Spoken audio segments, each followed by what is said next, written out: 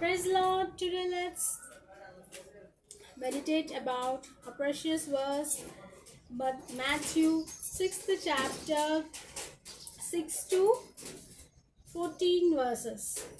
So let us start this in Telugu. నీవు ప్రార్థన చేయనప్పుడు నీ గదిలోనికి వెళ్ళి తలుపు వేసి రహస్యమందున్న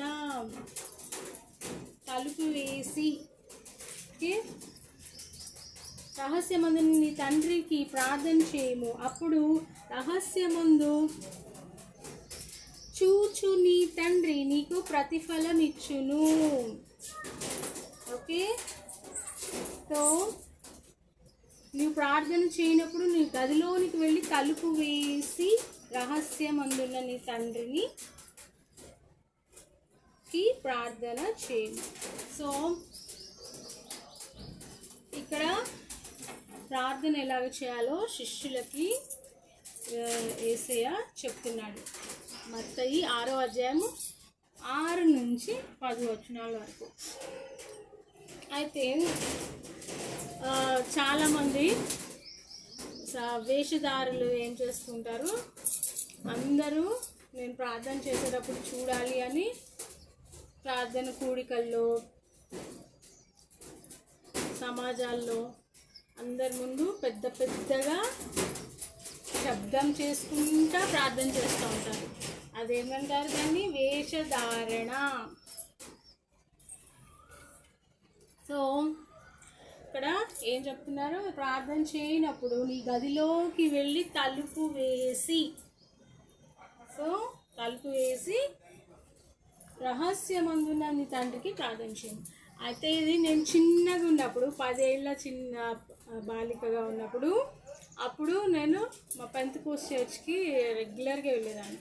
అప్పుడు మా బ్రదర్ ఇన్ లా ఇది చెప్పేవాడు, రహస్యమందు నీ తండ్రికి ఎలా ప్రార్థన చేయాలి, ఎలాగా వేషధారుల వల్ల కాక నీ గదిలోకి వెళ్ళి తలుపు వేసి ప్రార్థన చేయవలను అని అనేవాడు. అయితే నేను మక్కి ఫాలో అయిపోయేదాన్ని. 10 years అప్పుడు, 10-11 years అప్పుడు 6th క్లాస్లో ఏం చేసేదాన్ని, రాత్రి డిన్నర్ తినడం అయిపోయినాక చక్కగా పోయి అందరు డిన్నర్ తినేసాక కిచెన్లోకి వెళ్ళి ఫ్రిడ్జ్ని ఆనుకొని కూర్చొని రోజు ప్రేయర్ చేసేదాన్ని. తలుపు వేసుకునేదాన్ని కాదు, కానీ అట్లా ఫ్రిడ్జ్ సైడ్కి ఇట్లా కూర్చొని ఎవరికి కనిపించకుండా ఫ్రిడ్జ్ డోర్ ముందు అలా కూర్చొని రోజు ప్రేయర్ చేసేదాన్ని. సో ఆ ఏజ్లో ఇట్లా మక్కి ఫాలో అయిపోయేవాళ్ళం.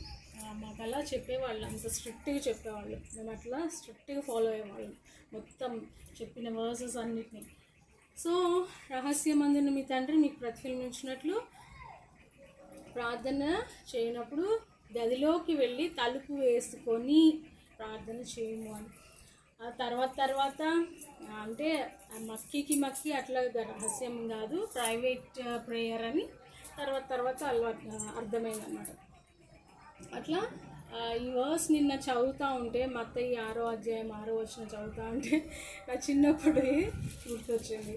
అట్లా అయితే ఆ ఫ్రిడ్జ్ దగ్గర కూర్చొని నేను ప్రేయర్ చేస్తూ ఉంటే మా నాన్నగారు వచ్చి అరే ఫ్రిడ్జ్ మీద పడకురా, మామూలుగా కూర్చొని ప్రేయర్ చేసుకోరా అనేవాళ్ళు. అయితే ఆ ప్రేయర్కి 2-3 సార్లు మా డాడీ వచ్చి మధ్యలో వచ్చి ఆ ప్రేయర్ చేస్తున్నా, మంచి చేసుకో, అట్లా నన్ను ఎంకరేజ్ చేస్తూ ఉండేవాళ్ళు ప్రేయర్ లైఫ్ని. అట్లా ఈ వర్స్ ఒక మంచి మెమరీని గుర్తు చేసింది అనమాట. నీ ప్రార్థన చేయనప్పుడు నీ గదిలోనికి వెళ్ళి తలుపు వేసి రహస్యమందున్న నీ తండ్రికి ప్రార్థన చేయము. అప్పుడు రహస్యమందు చూచు నీ తండ్రి నీకు ప్రతిఫలమిచ్చును. 7వ వచనము, మరియు మీరు ప్రార్థన చేయనప్పుడు అన్ని జనం వల్ల వ్యర్థమైన మాటలు వచించవద్దు, విస్తరించి మాట్లాడుట వలన తమ మనవి వినబడినని వారు తలంచుచున్నారు, మీరు వారి వలె ఉండకుడి. విస్తరించి అంటే అలా చేయి దేవుడా, నాకు ఇలా చేయి దేవుడా, నాకు అది కావాలి, వాళ్ళు ఏడవడం కావాలి, వాళ్ళు ఏడుస్తుంటే నేను చూడాలి, వాళ్ళు పాడైపోతుంటే నేను చూడాలి. ఇట్లా విస్తారమైన మాటలు వచించవద్దు ప్రార్థనకు. ఓకే, ఎట్లా ఉండాలి మన ప్రార్థన? దేవుడా నాకు ఇది ఇచ్చావు, ధన్యవాదాలు.